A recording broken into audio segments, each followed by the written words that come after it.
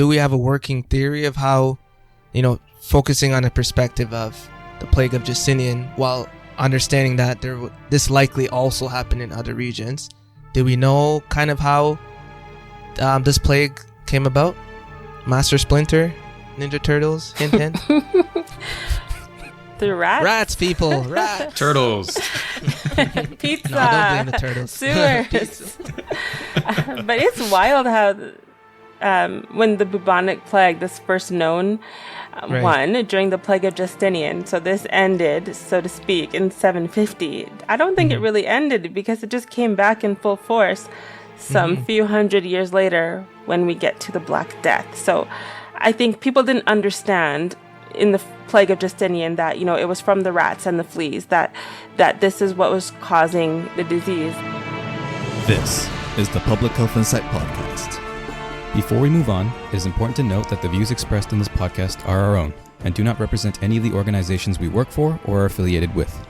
In the previous episode, Will, Gordon, Ben, LaShawn, Linda, and myself, Sully, talked about the differences between pandemics, epidemics, and endemics, while also highlighting the factors that contribute to the cyclical emergence of pandemics throughout history. In the second part of the discussion, we do a chronological deep dive into the various pandemics that have occurred and how they impacted societies. This is where we left off. And speaking of plague, Sully, we begin with the first one. Is that the first documented plague? Not the first documented, the first major one though. Okay. Cool. The first documented would be one that happened in Athens during a conflict between them and Sparta. But, I wouldn't call it a pandemic at the time. Okay. Yeah. All right. But the first major pandemic would be the Antonine Plague that happened between 165 180 AD in the Roman Empire. And it killed 5 million people. Probably it was smallpox or measles. Based on the symptomology that we have. Historians are not sure. Because, it depends on how people describe these diseases back in the day, right? So, that's the only way we can, unless anthropologists kept coming. But most importantly, we have the plague of Justinian that came around 541 AD. That's when it started. And it actually lasted until 750. Jeez, crazy. That's 2 centuries, isn't it? The biggest hit was in the beginning, when the first 2 years. And then it kept repeating because it was in a place where there was a shift of empires and quickly as well. So wouldn't that kind of be an endemic a little bit?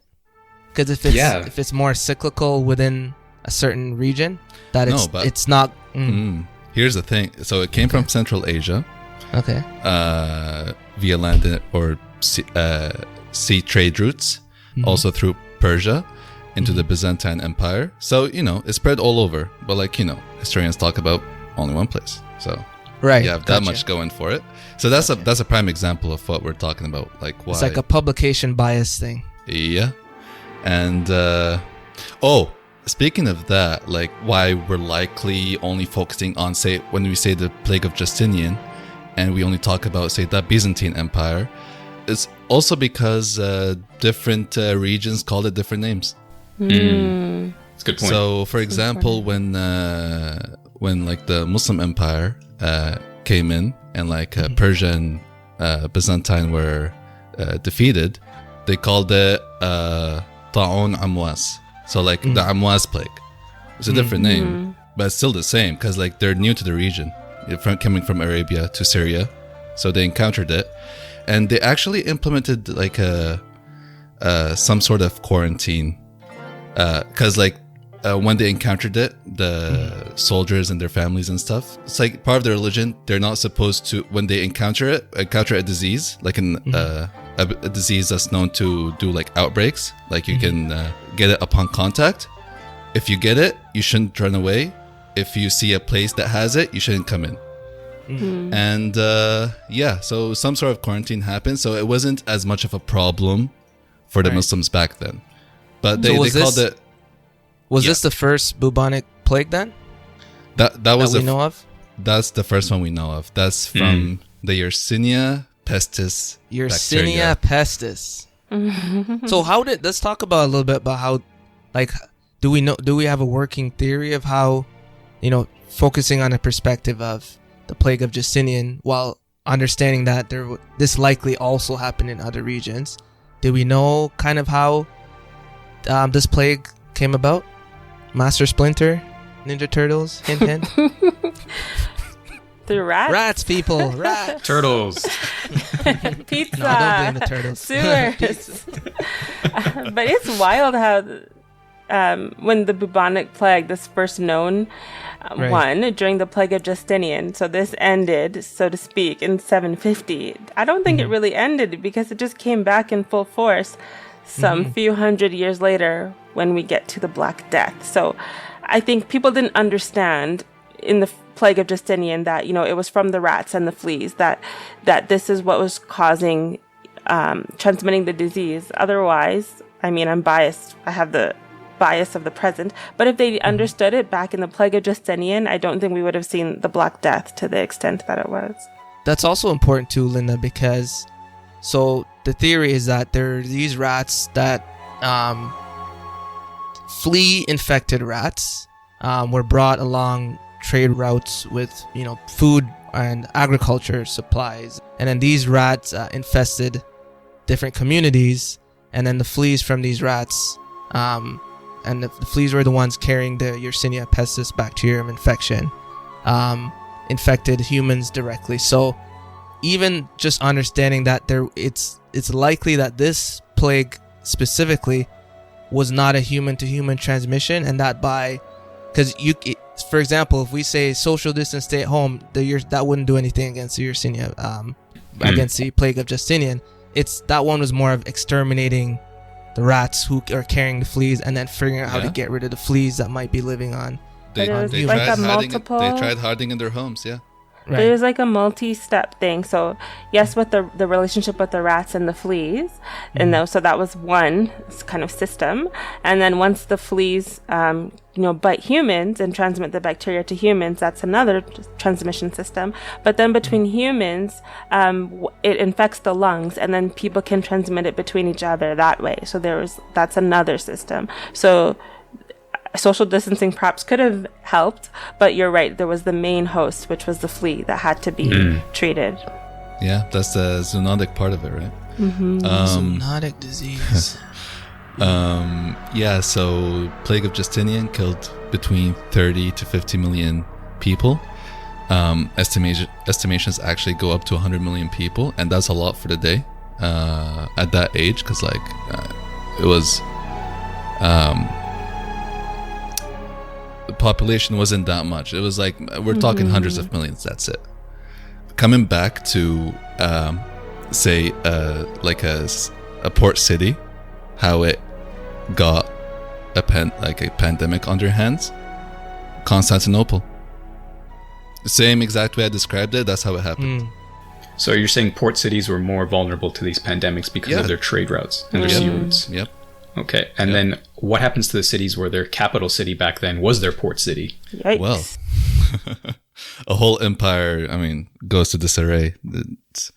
Social structures are devoured. And similarly, the same thing happened during the era of the Black Death, between 1347 to 1351. My question is, why is it called the Black Death? Yikes. So from my research, it seemed like that one of the kind of signs of someone who has the bubonic plague and who has been bitten by these infected fleas is that it leaves a mark, like a dark mark, on their body. And so the doctors at the time, when they saw that, they kind of just made that connection there. And that's one of the theories that says why. It's called the Black Death. But something I wanted to raise that I found very interesting while researching this topic was that some historians and commentators actually mentioned that the Black Death could have been considered the first case of bile warfare. Oh wow! Because as part of the early, Mongol Empire that was spreading from Central Asia to Eastern Europe, one of the ways that they would siege a city is that they would, shoot dead bodies or things, infected corpses into the city, in an effort for the defenders or residents to surrender, essentially. Savage. And I mean, if you're flinging kind of infected bodies over and getting into the water supply, getting into the surroundings, and then if, let's say, people in the city got infected and they escaped and went to seek safety elsewhere, it's a prime example of early globalization, I guess. Yeah. And that's also, there's several reasons why. So in the scientific community, there's not a hard consensus on whether this was actually Yersinia pestis, so the same pathogen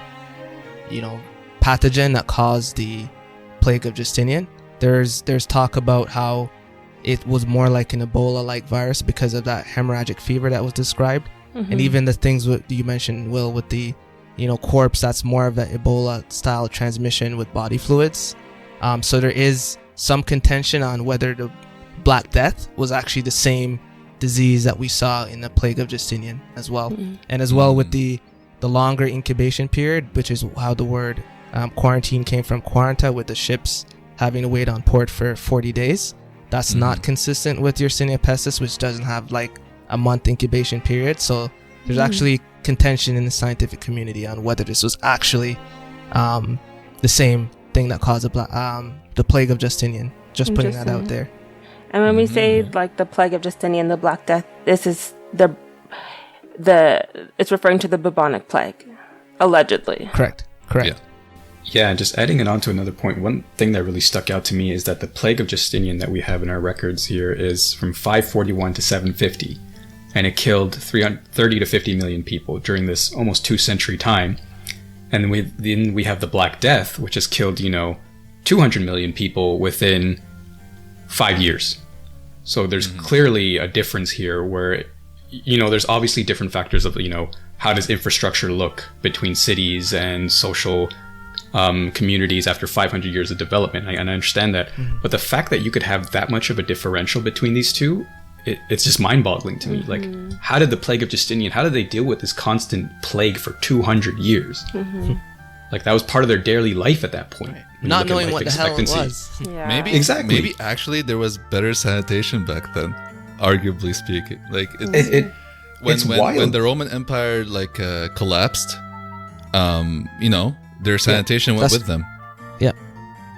Yeah. So from my research too, I'm not a historian, but another thing that could contribute to the higher death toll is that at this point it was a very fragile point in society where a lot of empires were on the brink of collapse. So the Black Death struck at a very opportune time in that there was a lot of poverty and stuff like that, and famine. So I think people were more vulnerable at that time, which might explain the differences there. Yeah, I think also just the overall reach, for the Black Death, geographically was much wider than the plague of the Justinian pandemic, or whatever we decide to call that.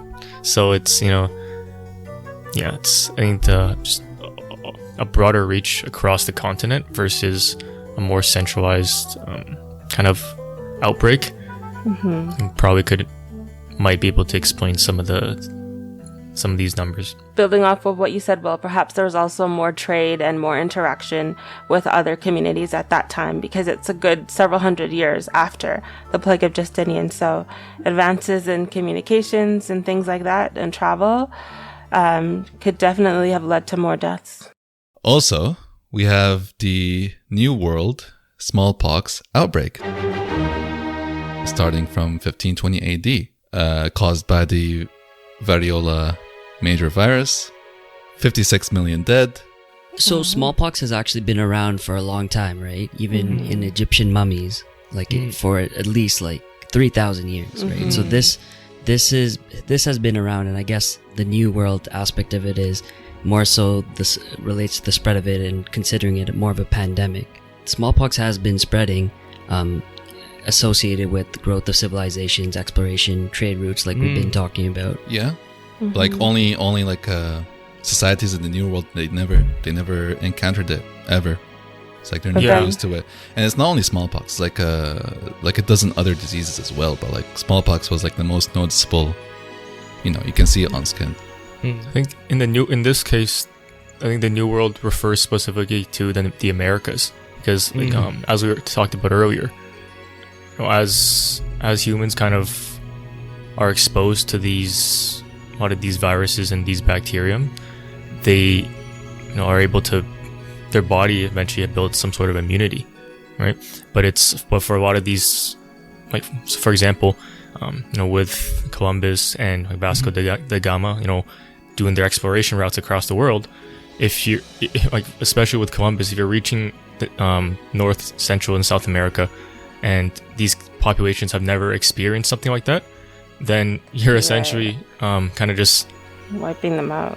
Exactly, and we've talked about this in our MPH program with like the indigenous health and all that stuff, and we even see examples of it now when you have these unreached indigenous communities, let's say in the Amazon basin, where people are like, oh yeah, we should go interact with them. Well, no, you shouldn't, because there's the risk of even like something like a simple like a cold or like a flu can decimate their population. So Absolutely. And what's interesting with smallpox, they found that when people were so at this time it was very much like a farming society too, so they found people who were tending to cows and ended up getting cowpox didn't get smallpox. It somehow conferred some sort of immunity. And so thankfully people decided to investigate what was going on, and that led to the first vaccine.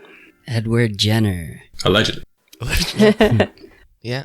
I think before that too, there was a previous technique before vaccination called variolation, where they kind of, I think, is that the blowing in the nose thing? Yeah, I think they like get scabs off in either infected people or cows, and they kind of shred it up into dust, and they blow like a straw up your nose, and that did work actually for a lot of cases.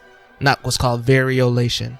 There's a pretty good number there, and then of course Edward Jenner came along and gave a more formal process of inoculation. He got the mortality rate down to 3% with that technique. You got people right now, especially with a lot of the nasal swabs. It's like a 15-second thing, and I've heard it's very painful. But imagine like sticking up a straw up your nose and blowing dust. It's great to see. I think just the advancement of medicine, so that a lot of these things, like smallpox, I think within a couple centuries it was totally eradicated. Yeah. If I'm correct. I think that's a great point, Will, because as we see with these progressions of these different pandemics, there's some learning component and advancing component of different conditions, whether it's sanitation and hygiene, whether it's the development of different medical practices.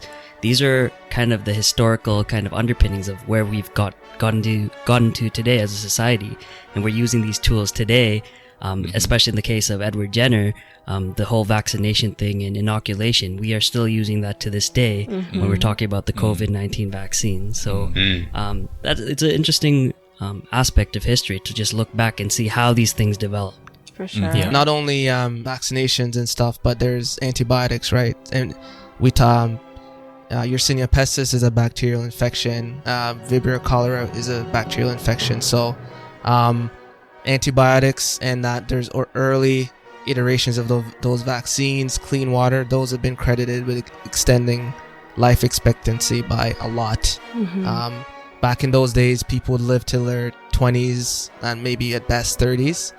You'd have a lot of infant and child mortality, and that was to be expected. Nowadays, people tend to live longer on average, even though there are disparities that still exist. I think the danger of forgetting, of not recalling what has happened in the past, is that we forget something like smallpox existed. We forget what life was like without vaccines. And then it's very easy to say that a vaccine doesn't help society at all. Exactly. 3 C's of vaccine hesitancy. Because we don't remember what it was like because we didn't exist. And so, not to fault anyone, I think if you don't remember, if you don't know, then it makes sense why you wouldn't understand why you would think something is not necessary. But I think it's important for us to look back and see, because can you imagine smallpox? I mean, I'm really happy to not have to deal with that today. So, Oh, thank God. Yeah. Speaking of similar developments, here's a hint for the next pandemic. Jon Snow. oof. Cholera. Game of Thrones? Want me to wash my Game of hands? Thrones, not wrong with that. I can see how you can get confused there. The water pump. Water pumps. Mm-mm. Father of epidemiology? I'll Yep. just say cholera is caused by the bacterium Vibrio cholera, and it caused a lot of people to die. It's the worst way to die. Okay, let's maybe not rank ways to die, but like essentially it just gives you massive diarrhea and you die from dehydration. And it's like, That sucks. what? You know, it's just like, but in this day and age, in 2021, people are still impacted by cholera. And I'm like, Yeah. Yep. no, we And don't need the to do issue that. with it too, Linda, it's a good point. When you're dehydrated, what are you supposed to do? Drink water. But the water's contaminated. Oof. Mm. Yeah. So the therapy for the disease causes more disease if the water is still dirty, and Great that's- point. Yeah. There's no way Terrible out of it situation. at that point. Yeah, terrible situation. Yeah, and that's why Jon Snow had the bright idea of mapping out affected people around a certain area of London, and then pinpointed where the most dense cases of infection are, geographically speaking. Went there. It's like, oh, look at that. The source is contaminated. It's that early stage contact tracing. So yeah, so he linked their water sources to a certain pump in the city, and figured that there was something to do with the water that's coming from that pump that is causing people to get sick. He was able to convince the government to remove the pump to stop allowing people to drink that water. The case counts declined significantly, but I think ultimately they did reinstall the pump.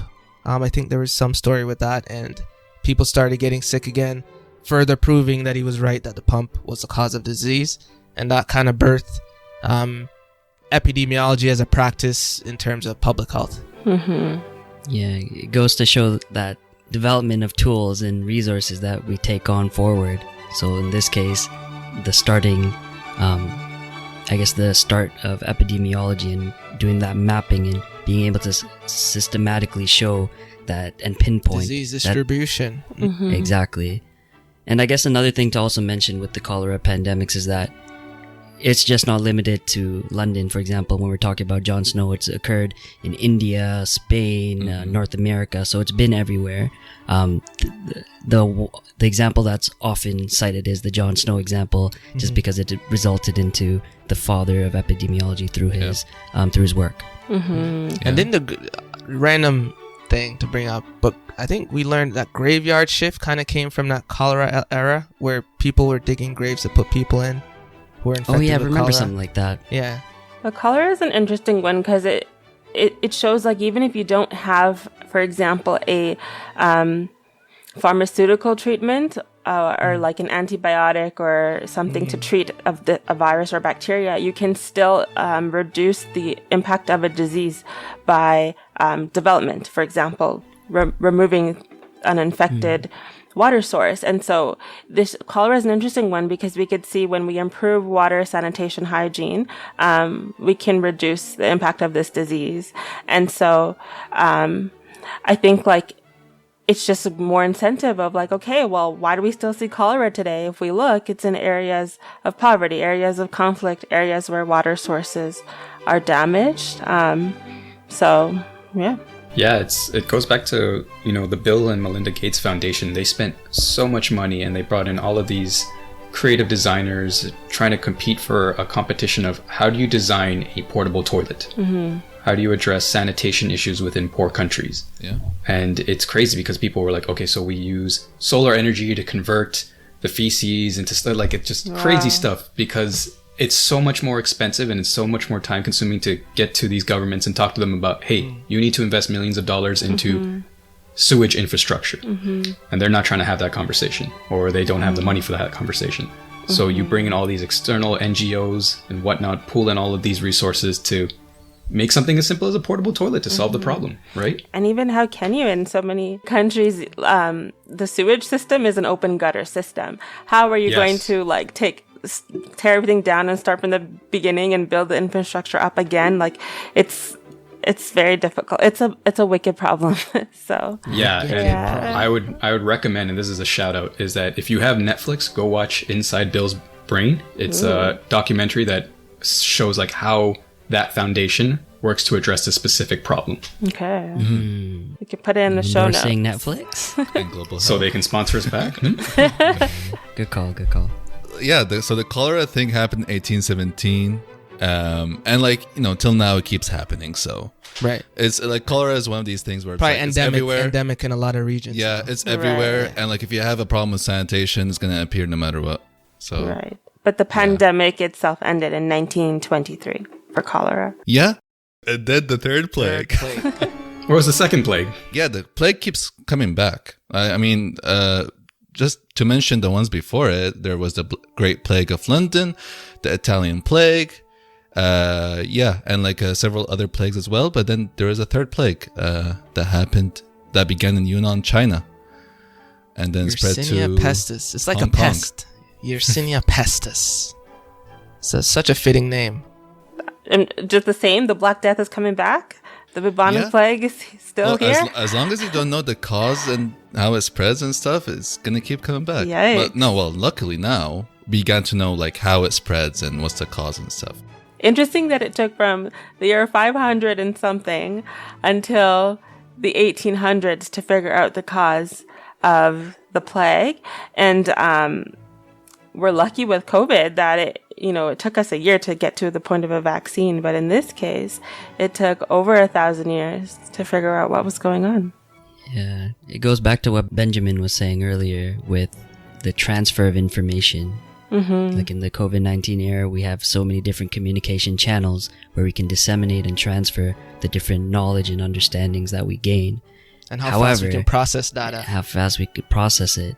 Back then, hundreds of years ago, we didn't have these same channels that we could use to disseminate this data, and there's often lag periods. Right. So Imagine they're using, Jon Snow's probably doing stuff by hand, drawing up grids. You have mathematical modeling now. You can boom, know how, the death rates, the distribution of disease. Things have changed a lot.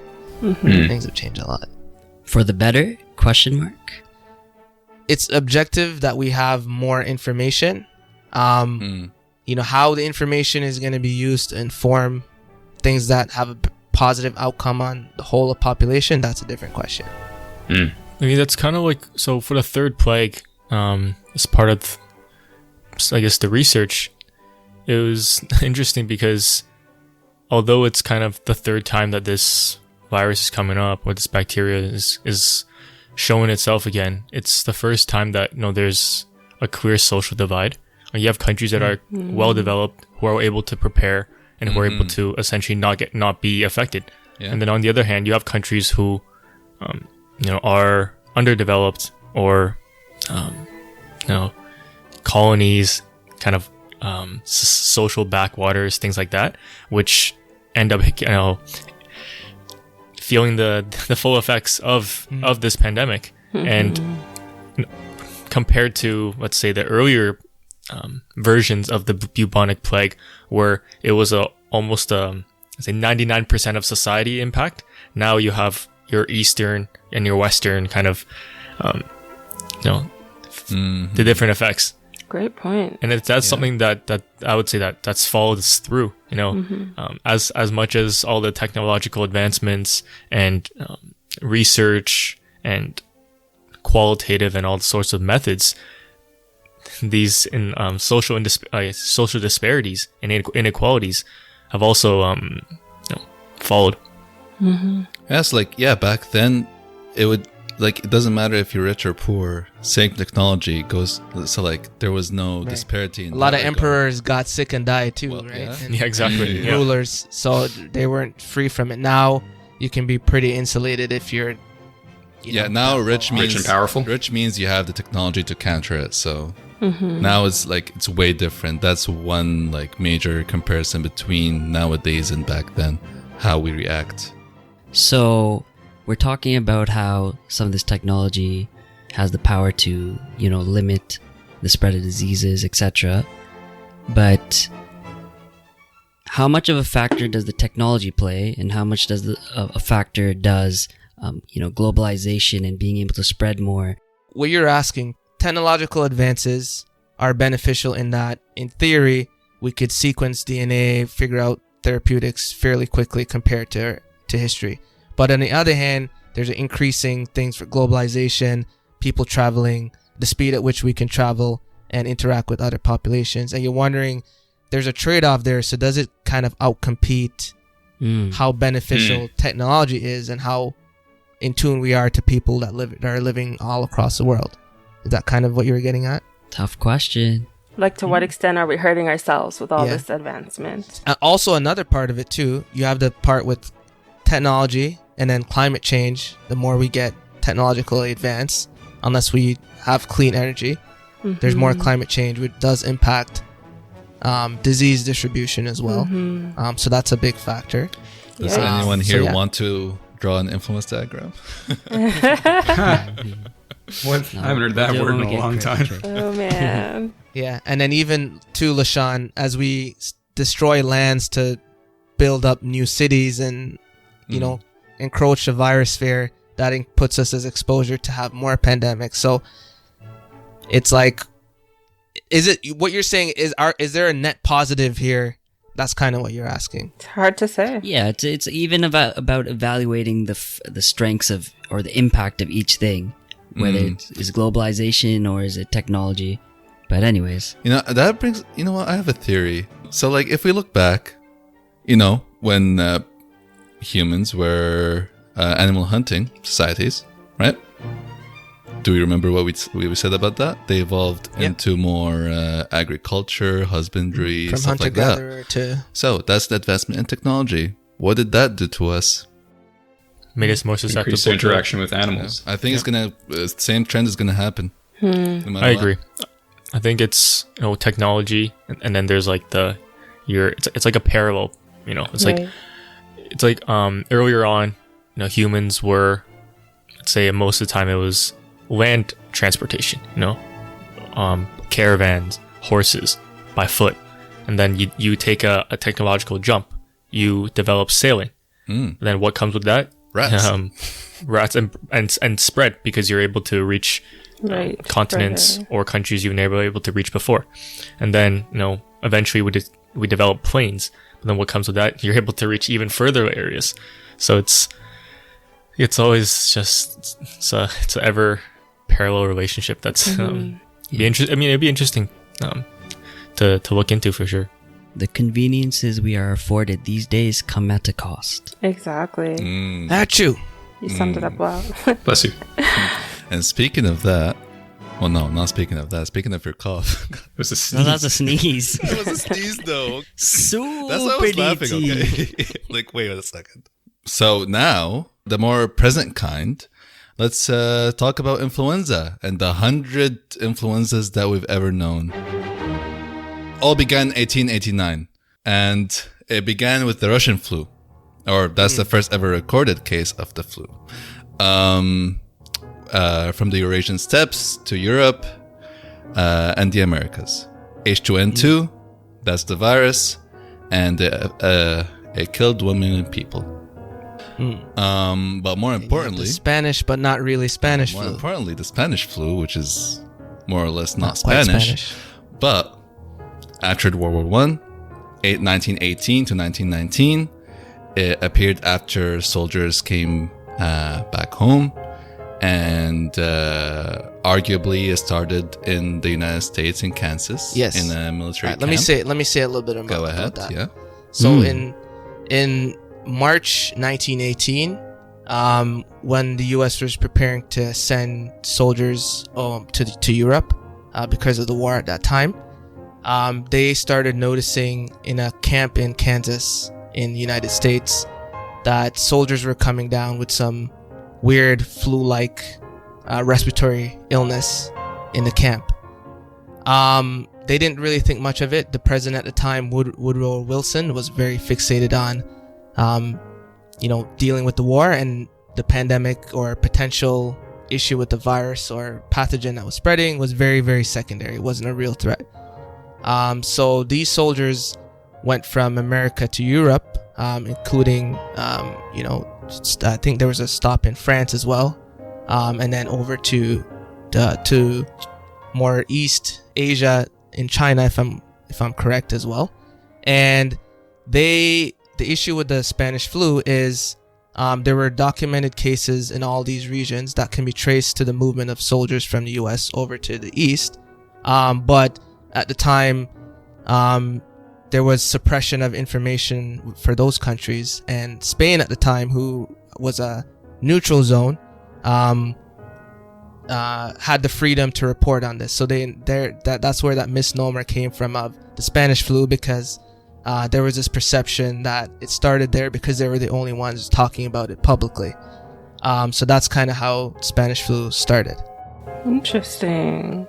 Politics and health, like where there's no separation, it's all intertwined. It's all the same. Yeah, and they think it started. There was a lot of contention. Me and Sully were talking about this earlier about if it was swine or avian. So swine meaning pig and an avian bird.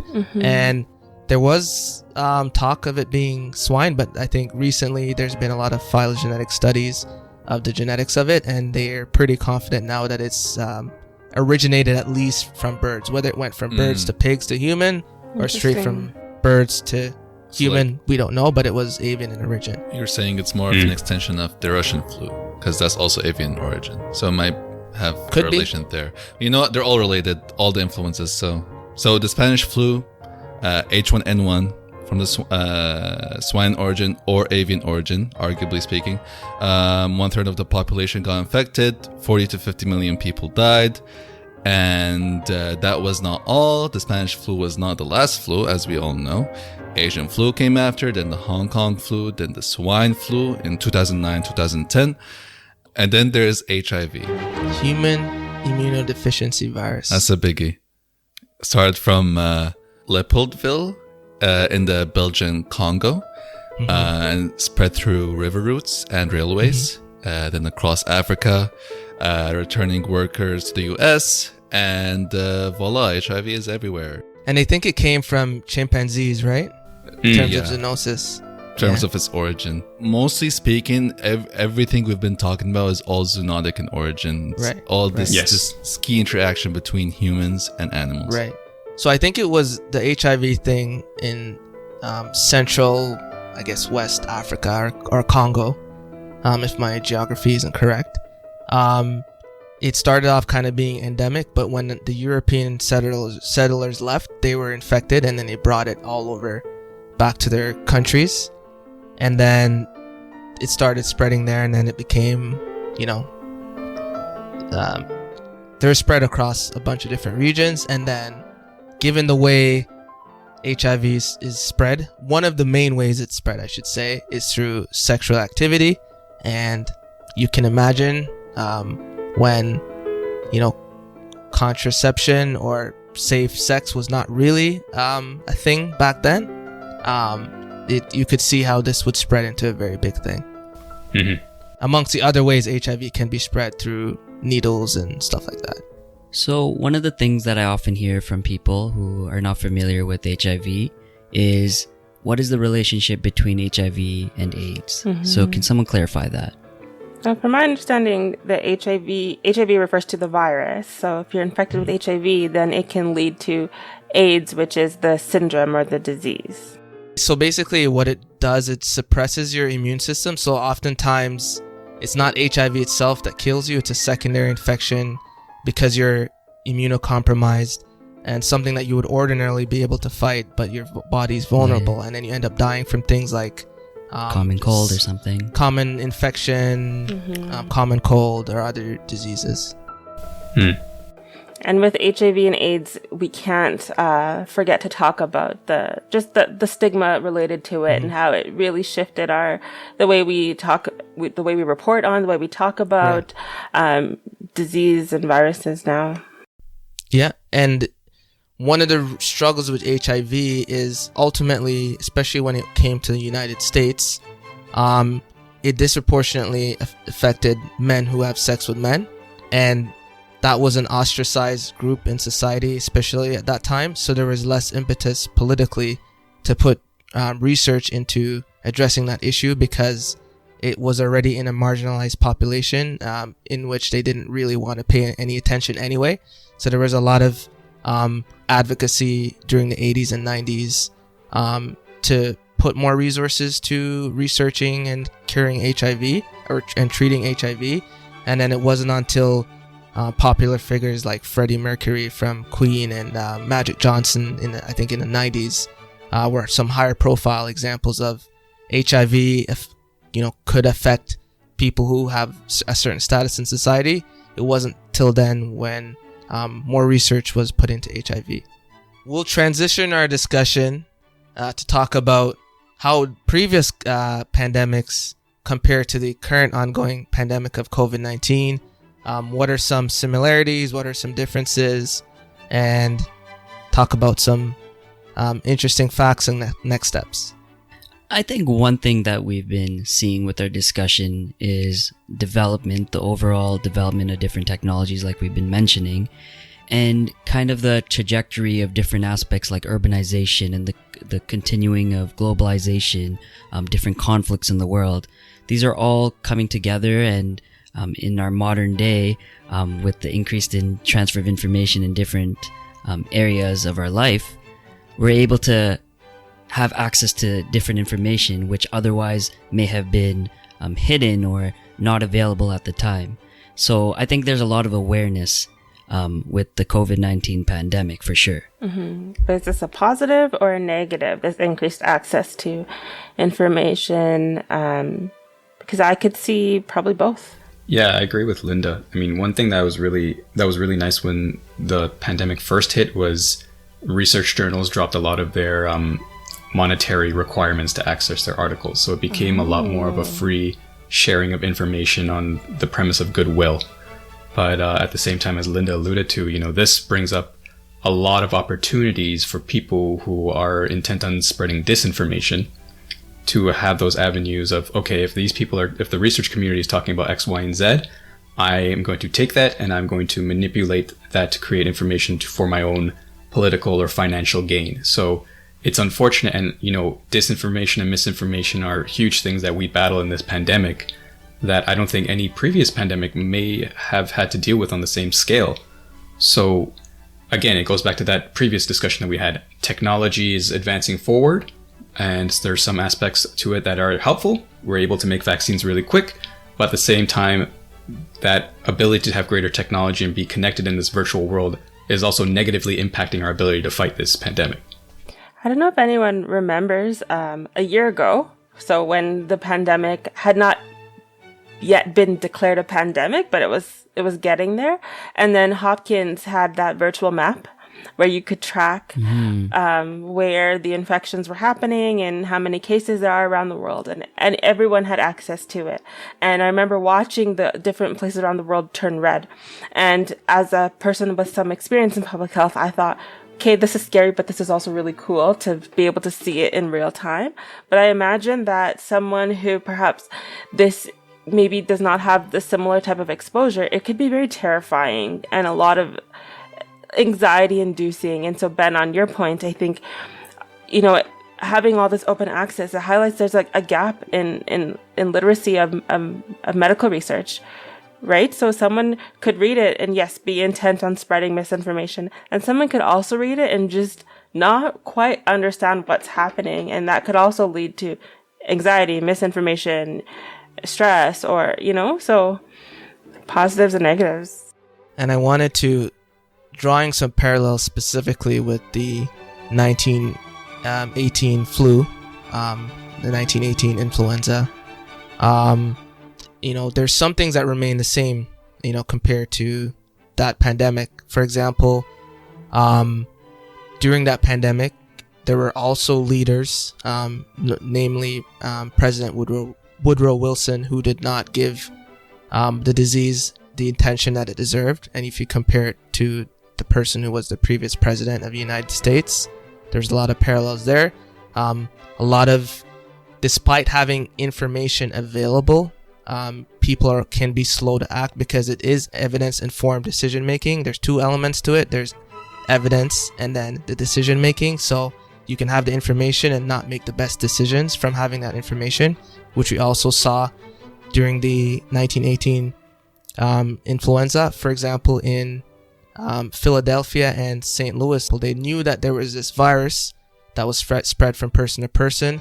However, they allowed several parades to happen to promote the war, essentially, and they had massive super spreader events that went on to affect millions of people. So that's not unlike what we saw or what we're seeing with the COVID-19 pandemic, especially early on, where there were still lots of congregations in various settings that caused super spreader events. That's something common.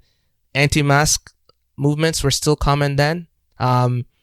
There were laws put in place for the Spanish flu, where people would be face legal consequences for not wearing masks, and there was opposition at that point as well against the wearing of masks.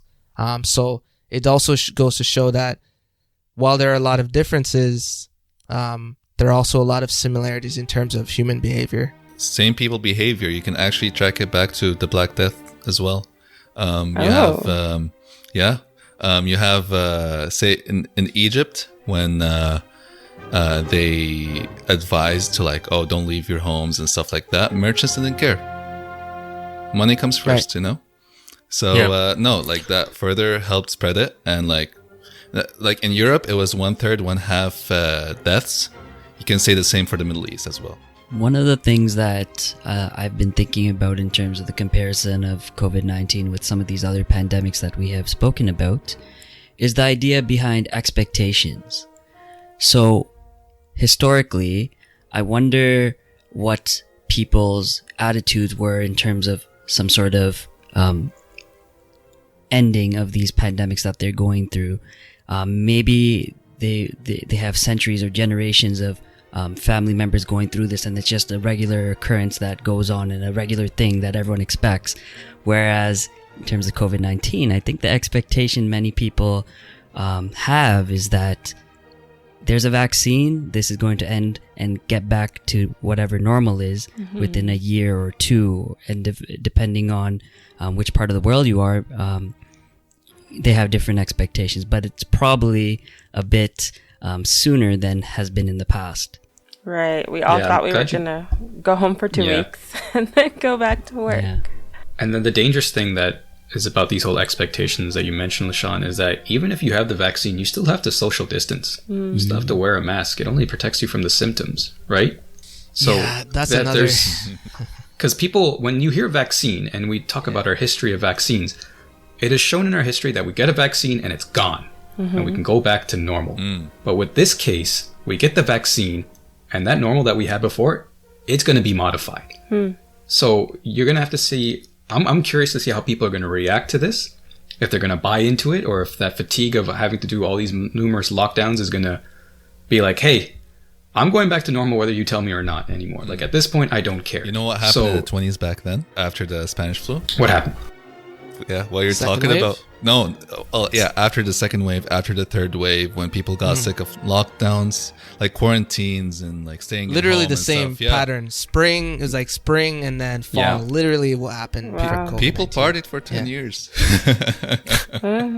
Yeah, it's Yeah. tough. Yeah, but I know this is not that kind of podcast, but no, the vaccine, like even the whole thing about efficacy is confusing. So it's like the vaccine will protect you by X amount from having moderate or severe symptoms. We don't know a lot about if it prevents you from transmitting the disease. So even though you might be protected from death from being infected or getting really sick from being infected, you can infect people in theory even if you're vaccinated, and then those people may not have protection, so you'd still have to act the same way if you're vaccinated. And I think going back to LaShawn's comment about expectations, it's not going to be vaccination and back to normal. There's still a lot of learning we have to do a lot of the ways we've changed our behavior have to still continue, because the best the vaccine will do for us is to at least prevent people from dying at the scale that we're seeing, and then not needing to be hospitalized as much. But when we don't have a lot of people still having vaccines, whether it's health equity issues or just logistical issues, we have a long way to go before we can go back to a quote-unquote normal. Mm-mm. I think some positives with COVID compared to previous ones, though, is the speed at which, we've had a vaccine, for example, or even interventions like the COVAX program that's helping countries who may not have the same amount of influence or leverage in the global markets to also have access to vaccines. Whereas in the past, perhaps we didn't have that same ability to kind of work towards sort of health equity for everyone to have access. So some positives. Yeah. Yeah, for sure. Yeah. I mean, in the Spanish flu, no vaccine. I had to take its course, even though there was public health interventions back then, which people were also hesitant back in the day to implement them. The interesting thing about the Spanish flu is that the Spanish flu, and this might fall into that compare and contrast as well. The Spanish flu, in a weird way, also impacted the younger population, because the way the flu caused pathology is it puts the immune system in overdrive, causing a cytokine storm.